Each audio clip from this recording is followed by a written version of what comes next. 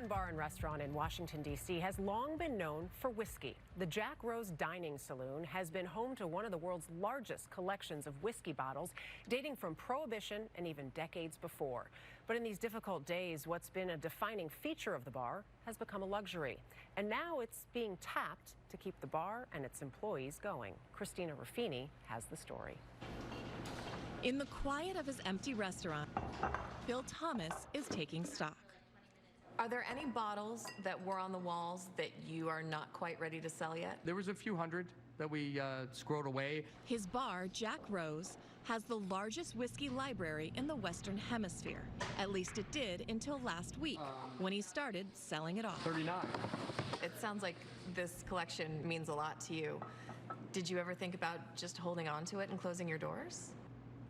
That was never an option. You can't leave an asset like this on the wall when people need help. Help came by the dram. After coronavirus shuttered the city's dine-in restaurants, Thomas started doing takeout and liquidating 2,700 prized bottles to help support his staff.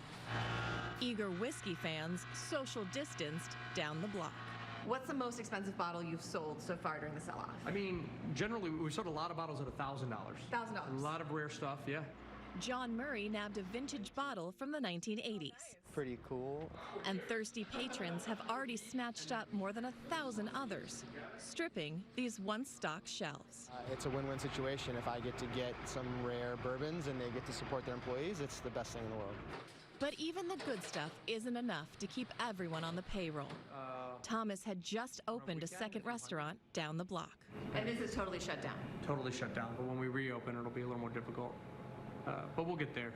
He estimates as many as 35% of the city's restaurants might not be so lucky. For many of the small businesses around the city, they didn't have a 100-year plan that they could pivot into 6 months. And they didn't have an asset like this that they could just keep selling off. In uncertain times, it's always smart to have liquid assets and to do a little inventory of the good stuff you've already got. That great bottle that you were thinking about saving for that special occasion, this is the special occasion. Crack it open, drink it, share it with whoever you're sequestered with. Now's the time. This is the time. For CBS This Morning Saturday, Christina Ruffini, Washington. Liquid assets. I like that. Did he just give us permission to drink at Quality Spirits? I think so. Great. By the way, Bill says he's got a whiskey warehouse and the special bottles that he saved, and so he can use that to restock when they open back up. I love it. That dude Liquid is assets. awesome. Yeah. Awesome. Great job, Christina Ruffini. Nice Use writing what you there, can too. to help. Yeah.